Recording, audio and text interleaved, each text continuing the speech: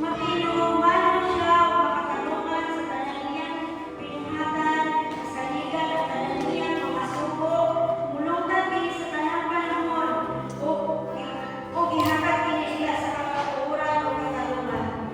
Giluwas niya ang iyang kakawan o nagpasikunda siyang kasabutan na walay katapusan kaniya o kanila, walaan ang pamahanan siya. Last verse,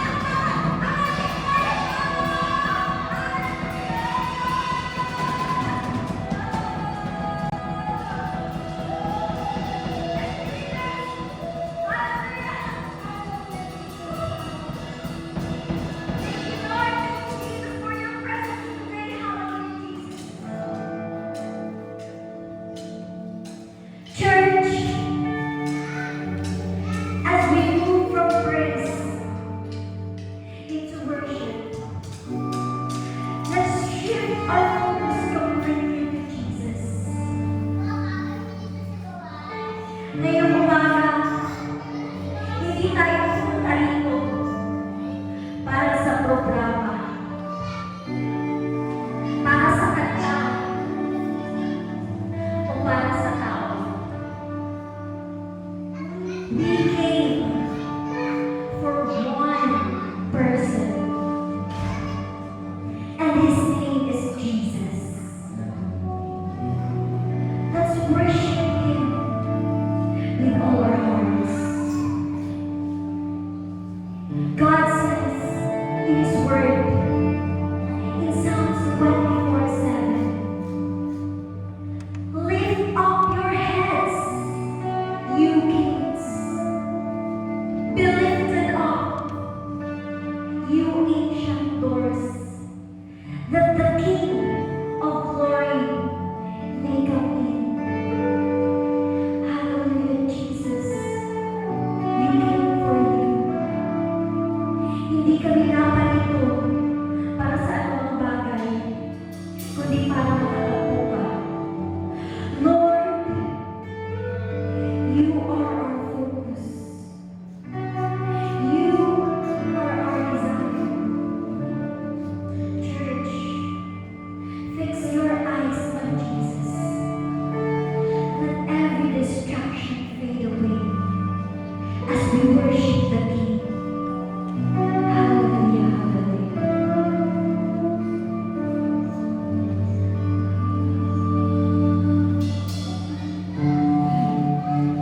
All it takes is one moment, and I just want to touch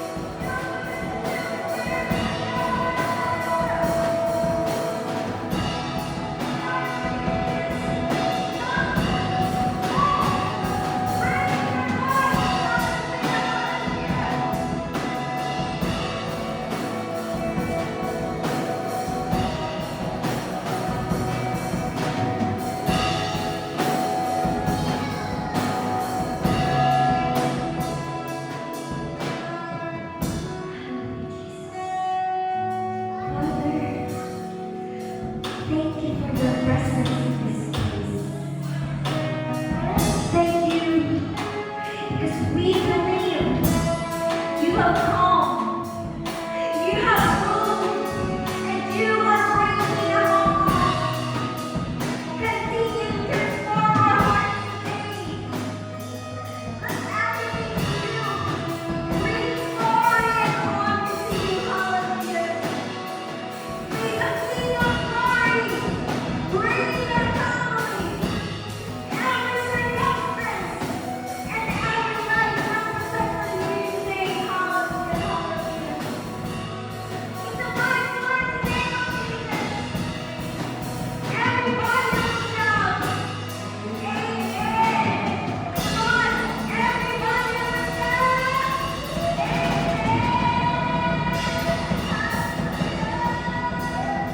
God bless everyone. God bless.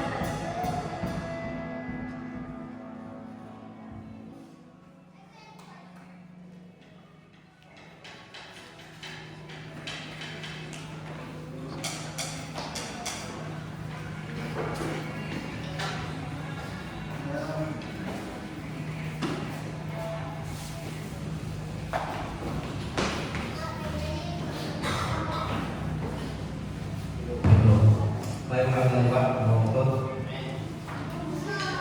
Ah,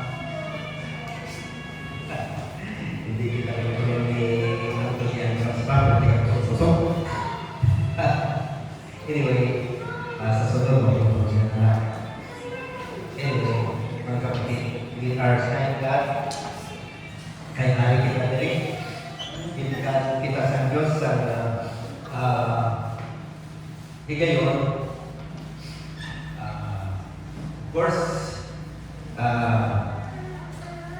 ginpatulog niya kita sa overnight, kasi buksaw niya kita, alam kita diri, gintakaan kita sa mayong panglawas, mayong pangkunan. So, hindi siya ako mga ginhatag sa ko sa ako na kabor, halin sa iya. So, mga kapatid, God deserves glory and honor and thanksgiving. Mapukita ka pag-umpisa, gusto ko na ginahapin ko talaga ng naging pag-aapong kita. Amahan na ako na naging kanina ng pasalamat sa ito. Lord, ikaw ang kaniya sa aking kinabuhi.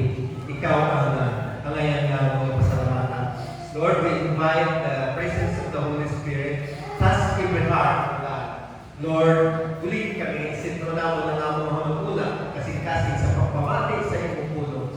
Ginong Diyos, ikaw ang tuntun na Diyos, ulit na Diyos, iamon na nagaraman. Lord, wala na si ibang nga, hindi na nagaraman, kundi ikaw. Hindi kung ano-ano ang anak din sa kalimutan, kundi ikaw ang nagtugat sa amon, nga ikaw ang dapat na amon na nagaraman. Amon na yung Quran, ugat. Lord, salamat, salamat, salamat, Ginong Diyos. Salamat sa favor. Salamat sa blessings. Oh, hallelujah. Inabalik namin sa iyo ang buong ibay at pagpasalamat sa pangalan ni Jesus. Amen. Okay? So, mga kapatid,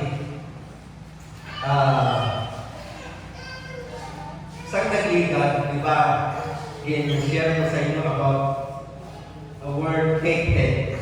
Hindi naman din tinahalan niya, ini-impress mo word for word, kundi ang context. Naked, di ba? Tama ba talaga? Susubong, gusto ko ma-share sa inyo ang message na entitled, Stay in Your Lane.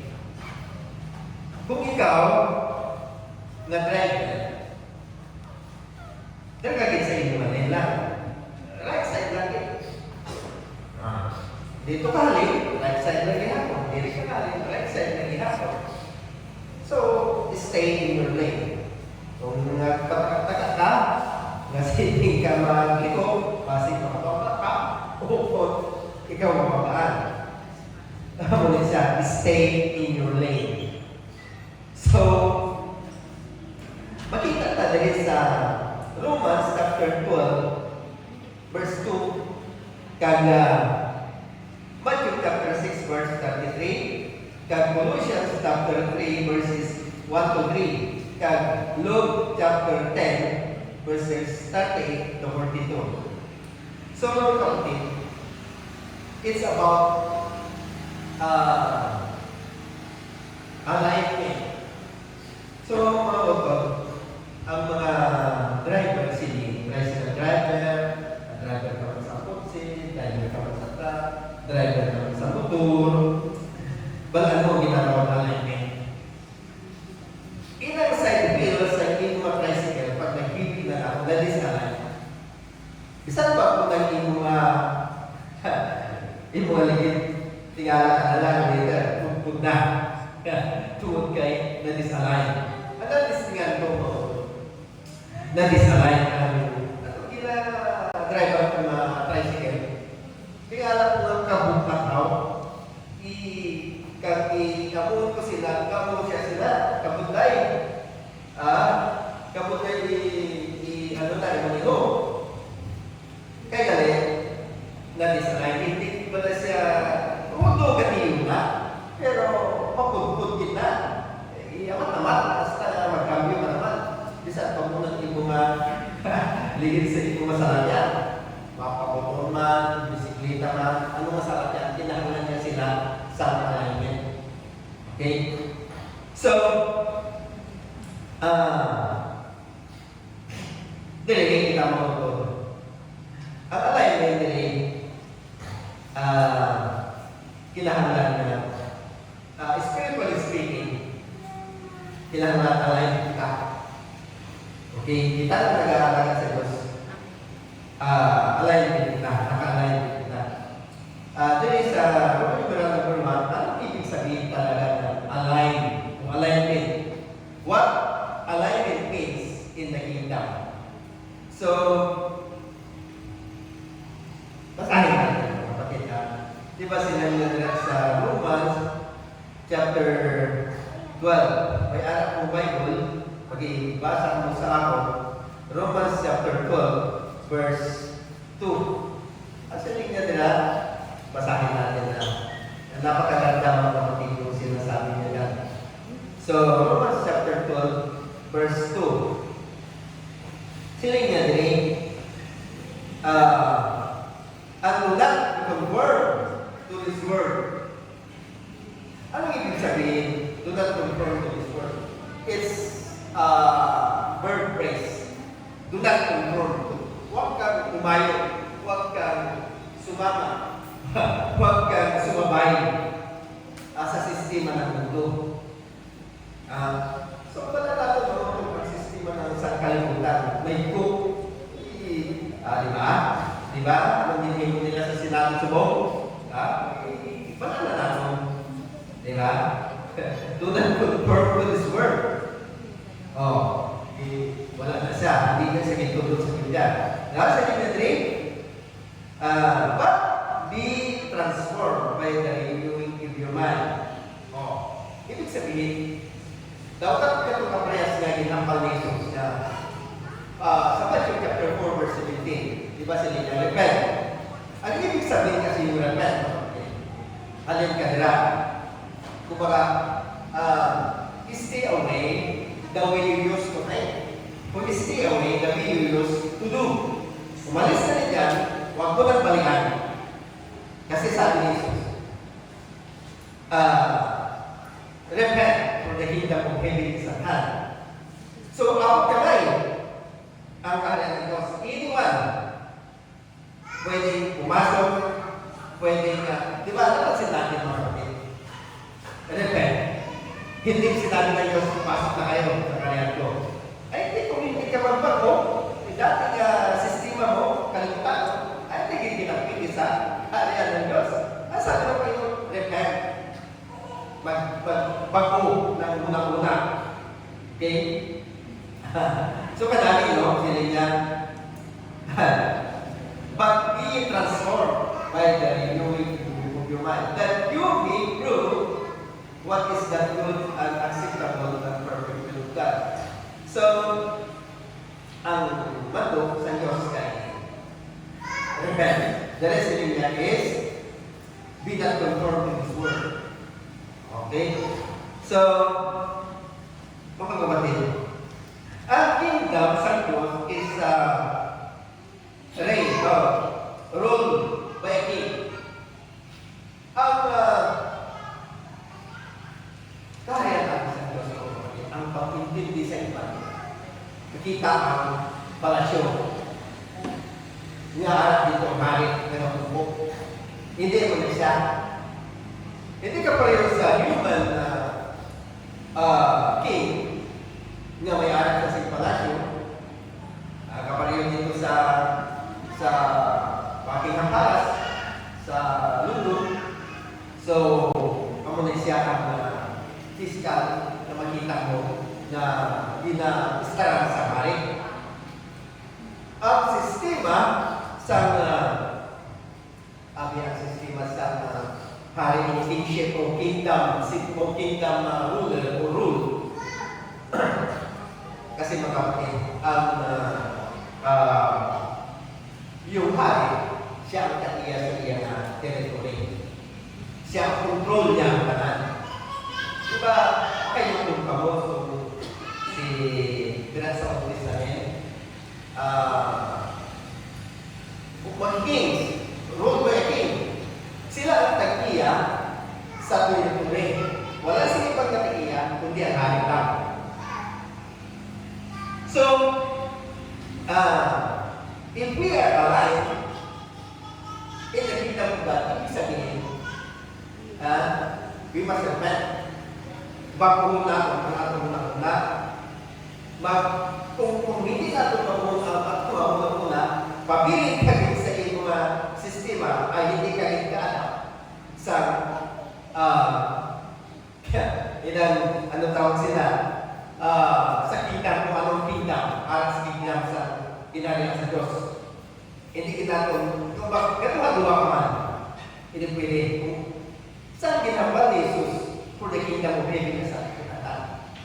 Huwag kamay lang. Kinahawalan ang sistema din sa kalimutan. Bayahan na.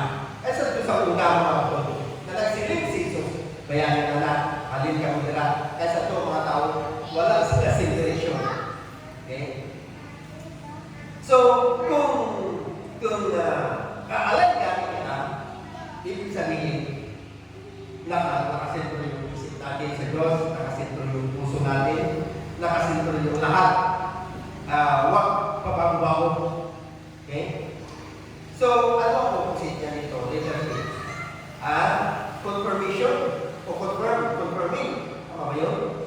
So, do not confirm to this word. If we confirm to this word, yun ang opposite niya. So, ibig sabihin, hindi natin gusto yung inaalok ni Jesus na kahiyang. Gusto natin yung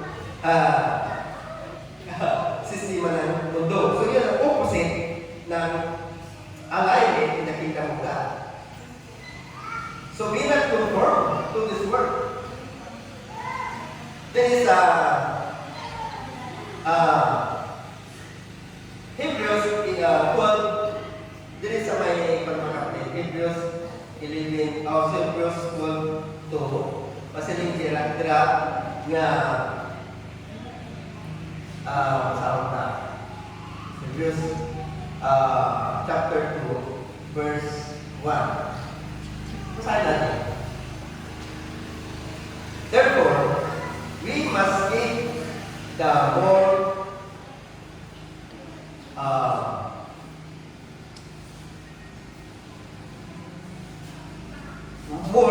earnest heed to the things we have heard, lest we drift away. So, kinahambal din mo ito ang talandaran sa kinarihan sa Diyos. Drift away, wala daw kapayo sila, bintahay ka na ng malakas na alon o malakas na gabos ng tubig. Palayo ka masama, drifting na. So, kung hapit lang kusok-kusok, palayo ka na, drifting hapon na. So, spiritually speaking, kung hindi na kita nakalign sa kakarihan ng Diyos, dapat naman nakita na you have drifted or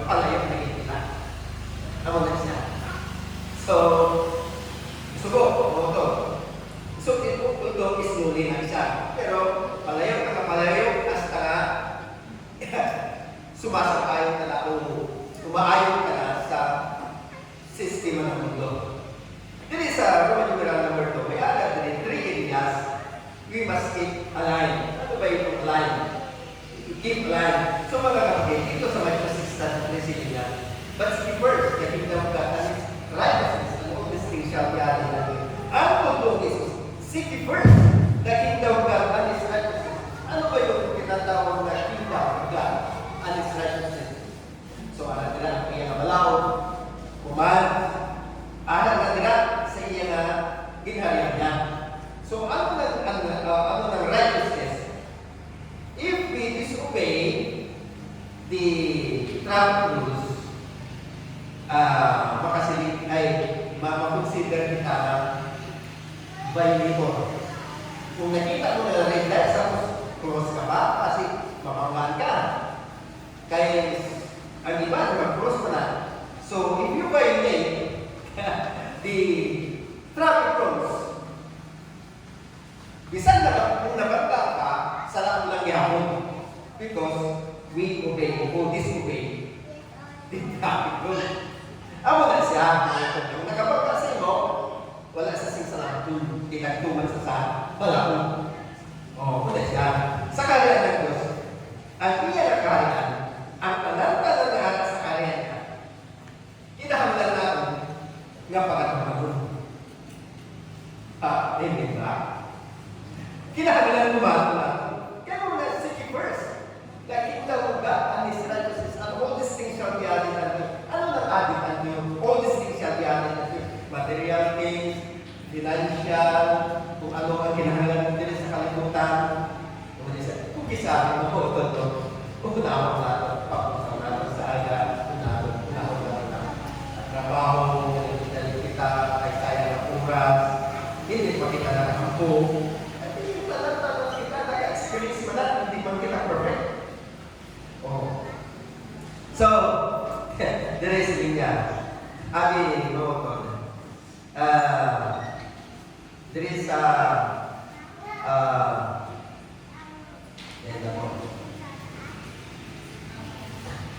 wala lang summarize ko na lang. Hindi ko yung importante dito. Yung context ng message. Mawagawa natin. So, this is my leader B. Align your heart. Okay? Affection and priorities. Ano ba ito sinasabi na dito mga kapatid? Affections and priorities. Oh. Bigyan natin ng pansin. Basahin natin dito sa chapter 6 ng Matthew. Verse 21 and 33. Oh. Chapter 6. Silin niya din sa verse 21. Not everyone, tama pa rin. Dari. Sabihan ko. 21. For where your treasure is, there your heart will be also. Ang mga sila ni Jesus na, kung sa din mo magat, imo pagkabutang, buong labi, ano pa, diamond, kung ano, trade, kung na trade, pinag-treasure, ditugin ang imo nga, kasing-kasing, isipan lang ang ito. Isipan. Kung hinahimod na sa ang mga Kristiyano, lalo ang mga Kristiyano, mas priority nila, ang affection nila, para sa kalimutan ng mga buta, para sa mga buta. Hindi man lang nila makahukom. Yung tagiya sa is the point. Paano na siya? Ikaw ba lang tutulog ng Kristiyano na? Isang Domingo, upgrade na siya. Although, we cannot judge. Okay? So, where your treasure is, there your heart will be also. So, ari mo na. Ang Ginoo, hindi siya nagtanong. Sa una, sino mga mayayaman? Si Abraham. Pwede kang yaman na. Si Job. Sino pa? David. Si Jacob. Solomon. Mga mayaman, mga kapatid. Hindi naging tanong sa Diyos. Pero kung tanawin mo ang istorya ni gin treasure niya wala, ano tawag sila?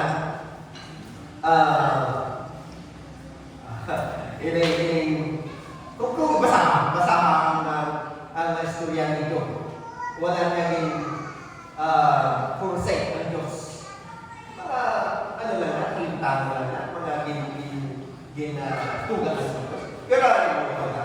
And the last part sa chapter sa Diyos na, dinugli sa Diyos, ang iya na, magad.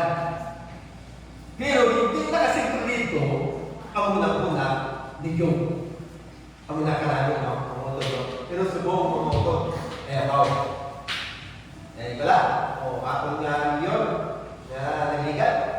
Mayaman. Di na. Di na ginamanggat. Okay, direct. When your treasure is, then your heart will be also. Okay?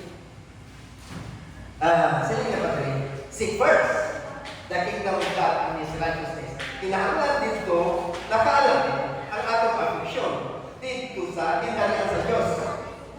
Amo na sa atong lumisos, seek first the kingdom of God and His righteousness, and all these things shall be added unto you.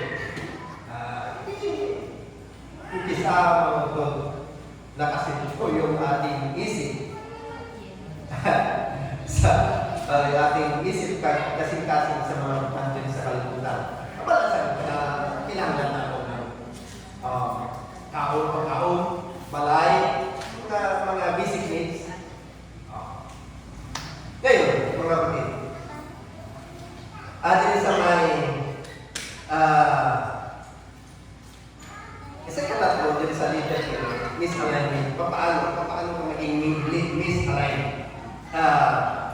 Mag-example dito yung worry, greed, divided loyalties. Ano ba yung mga worry? Kabalaka. Yung kabalaka mo. Tapos at the same time, sila mo, nag-aalala ka dito sa Diyos, pero yung worry.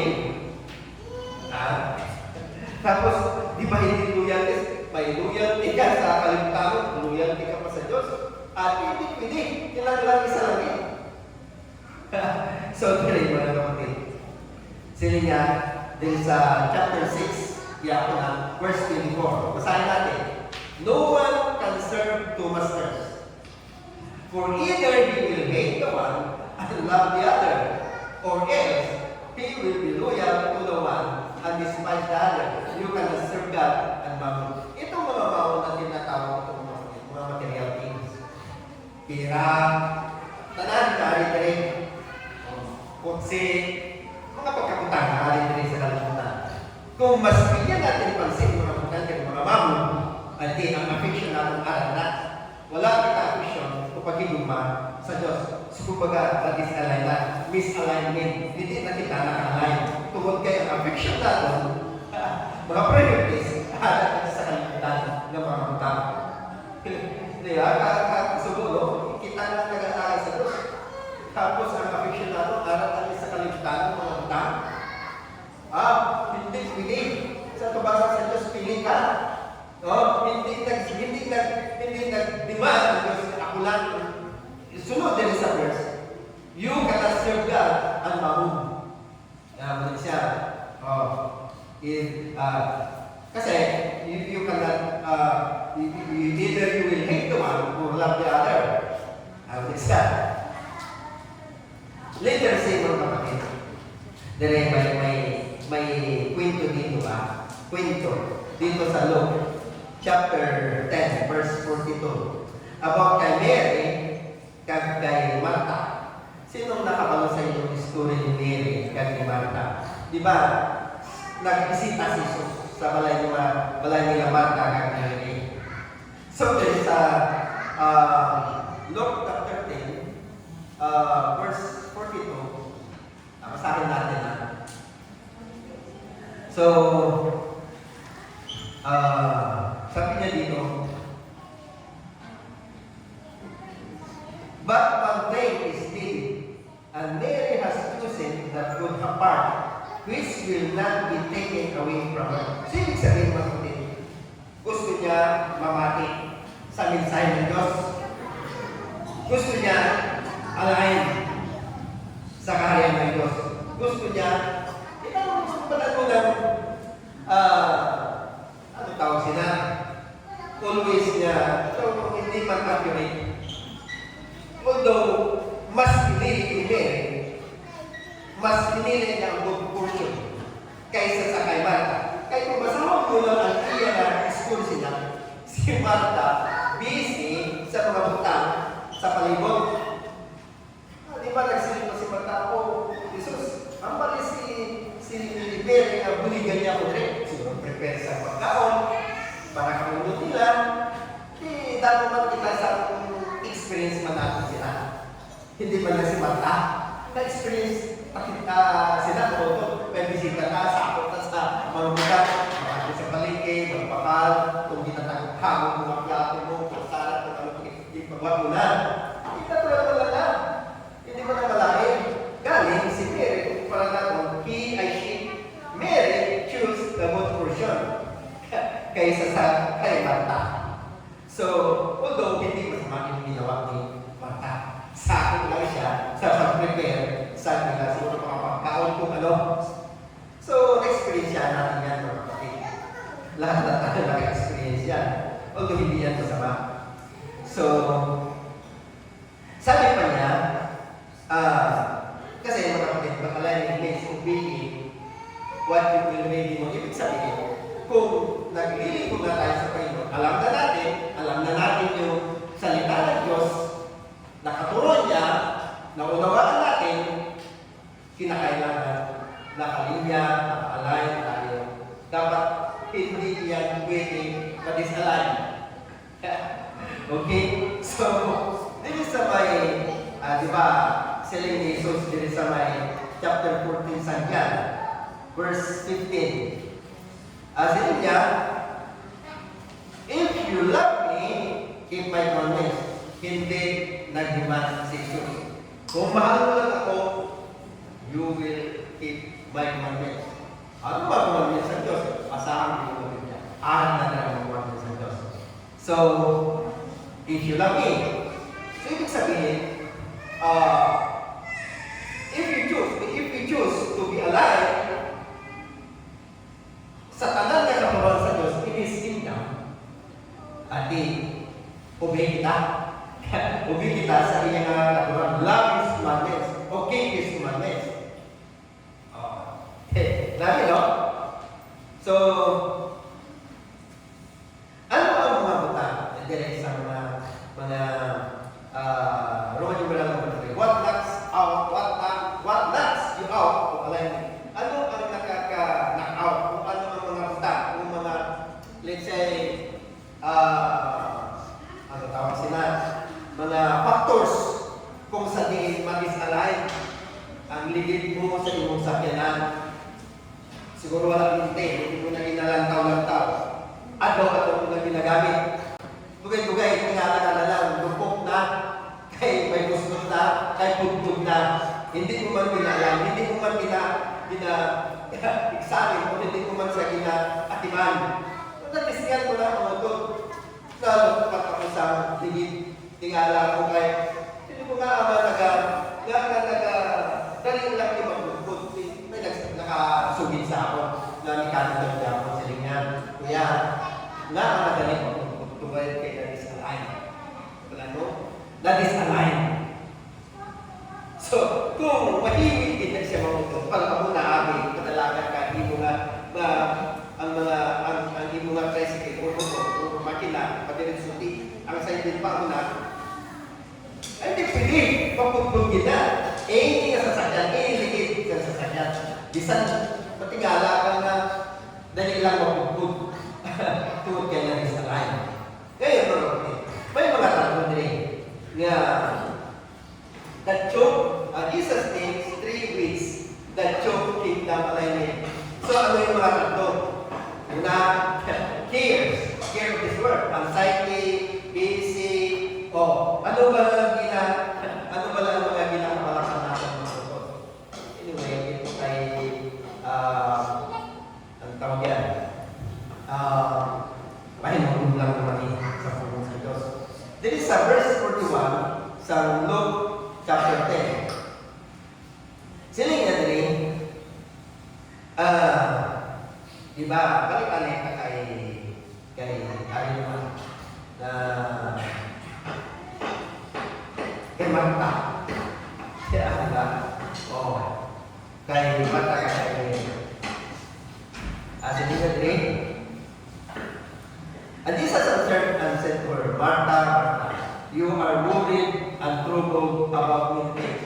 So, kinambal sa Diyos nga, although worried siya, hindi kinambal sa Diyos yung malana. Pero si Mary, mas in-prepare niya ang good portion kaysa sa kay Martha. So, na-experience siya na naman ito. So, dili, anxious kita sa mga utang. Nagkakabalakan kita sa mga utang. Habang mo, pag sobra ka nakabalaka, tuloy-tuloy, kasakit ang ulo mo, apektado ang ilong mo malawas, hasta kasakit ka na, hasta damo ka natuhaw na, hindi mo nga balatian, kang malaka. Kedua, riches. Tapos sa mga mayayaman sa buong mundo, mga mayayaman mga abante, hindi ko lang balaan kung may mga abante mga Kristiyano. Kasubok ba ito, no? Kung may mga Christian na arrogante, bago kasubok, trusting in their wealth instead of trusting God. Kasubok. Mga kapatid, gina-encourage ko ang tanan na kasama natin ang salita ng Diyos, gina-apply, practice. Ikatatlo, na what knocks you out of leisure. Ano ba leisure? Siguro ba sa resort, magkaminlawoy, kung sa simbahan, magkatubagtanaw sa mga pageant, pagtataw sa mga pista. So instead nga, pamatis ang tulong sa ano, o instead nga, pabasa ang tulong sa presyo, inisya mga butang mo ito. Himo na makanakaw sa imong alignment. Madis-align ka. So, kung may kamo, imo man lang ng kayuan. So, kinahanglan nga bantayan natin ang mga pagbaling mo. Ini siya sa Hebrews 12:1, nakahapal din nga ini mga tatlo, cares, riches, leisure, this one. Ang siling dito sa Hebrews 12:1 is called weights. Ano ba? Ano tawag sila? Magtimbang ka. Ano ang weight na buka? Weights ang tawag sila sa Hebrews 12:1. Sin, weights. The pleasure of this word, kindred of this word, riches of this word. Weights ang tawag na sa Hebrews 12:1. Okay? So, ano man yung moral number 4, mga kapatid? How to stay alive daily. Basahin natin sa Psalms 119, 112. I'm sure may naka-memorize niyo. Thy word is a lamp unto my feet and a light unto my path. Psalms 119, 105. Amo niya ini Psalms 19 ang pinaka-lawig na libro nila sa Psalm 105. There is sa 105. Sili niya, your word is a lamp to my feet and a light to my path. Paano na maging light? Paano na lamp ang word sa ating ginagawa? If we don't read the word of God, siyempre ano i-apply natin? Why? Wala hindi natin ma-apply. Kaya mautot sa tugtugan lang ang bulong sa Diyos. Hindi ka pa rin sa una na sa panahon ni Moses, makabatid si Moses sa bulong sa Diyos o boses sa Diyos. So wala pa sila si Biblia. Subong, aral ng bulong sa Diyos, ginabasa natin, apply na lang. Read and apply. Diba sa linya pa din so letter A, mga kapatid ko, daily recalibration through the word. Okay? So, scripture, mga kapatid, importante kaya na basahin natin daily. So, number 2, Psalms 119 verse 9. Sila nga rin, how can a young man keep his way pure by guarding it according to your word? O, so, basihan ang tulong sa Diyos. Hindi kung kasi tayo base, kung ano-ano yung kapasihan. Ako na siya, kung nga, isipre kita mo may choose kita, freedom to choose. O, freedom to choose. Okay, so, direct. Letter B, hindi mabutot, no? Letter A kanina, letter liberation. Letter B, dependence through prayer. So, hindi lang magpasa sa tulong sa Diyos, kundi makampo. Ang pagmabot sa mga tulong ay nakabasa niya sa Biblia. So now, bigyan natin ng pansin to read God's word para mapagkan natin wala kung paano mag-pray. May gilto si Jesus. Masawa natin doon sa chapter 6 sa Matthew. Kaya sa tinatawag niya ng Our Father. Ay, the Lord's Prayer. Gilto na ni Jesus sa mga tao. Hindi pa siya prayer ni Jesus. Kundi prayer ni siya na gilto ni Jesus. Na siya. So, okay. Sunod mga kapatid. Anyway, ano na? Hindi na mga kapatid sa conclusion na ta. Okay? So, ang conclusion na ako, nabagian na ako ang mensahe. Ang context lang mga kapatid, hindi word to word, ang context lang. So, ang conclusion na ako, reset our life. Paano na i-reset? So, go back to the instruction of the Lord, go back to His commandments, go back, basta, obey the commandments of the Lord, obey the laws of the Lord. Ay, abi ito, kung hindi kita makapisina, magiging ito tayo, makakain na tayo ng malakas na hangin, makakain na tayo malakas na karos ng tubig, kumbaga, ang sistema sa mundo, kinakakain na tayo. Tayo din ang kawawa. So, again, sige niya sa Matthew 6:33, seek ye first the kingdom of God, and His righteousness, and all these things shall be added unto you. So, itagaan kita sa Diyos sa mind, heart, para makaintindi sa kinahambal ni Jesus. Seek ye first the kingdom of God. Sa ito, hindi ko maintindihan ni seek ye first. Basta memorize ko lang. Kaya galing pag sinabing seek ye first the kingdom of God, ang kingdom of God, aral ang nararamdaman na kaayuhan namin. So, siling niya dila sa last na lang. Siling ni book niya dili sa chapter 15 sa okay, chapter 15 verse 4, siling ni dili sa libro ni John. Basahin natin ito last na lang.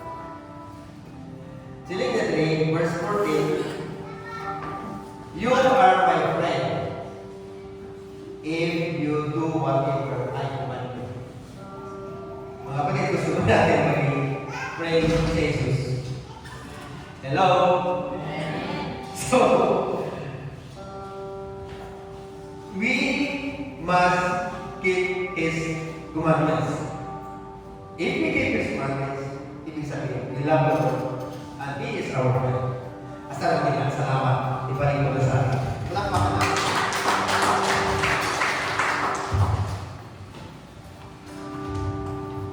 Praise God. Thank you, Pastor. Sa tulong sa Diyos, ang panahon sa pinatian. Na-bless ba ang tanan? Na-bless ba ang tanan? Amen. Hallelujah. So, around 5,000 no, ang sa pagbalik sa mga blessing na ang nadawa. O, kita na sa first, kung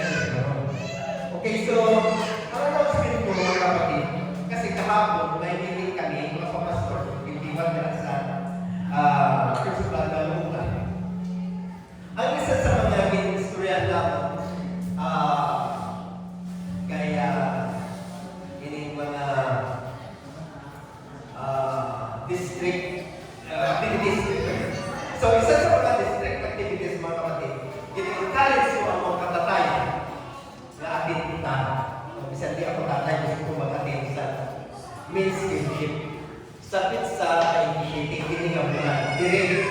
Dili pa ito. Dili sa ako. So, ano na lang sa Batmana, no? So, dili kita. Mga katatayan. Mga katatayan dili sa district. Mag-attend sila dili. Okay? So, sila ko kay Pastor Gigo ay siya man ang district conversion natin. Kasi mga kapatid, kung sino pa-host na church, siya maghanda ng finance. Yan ang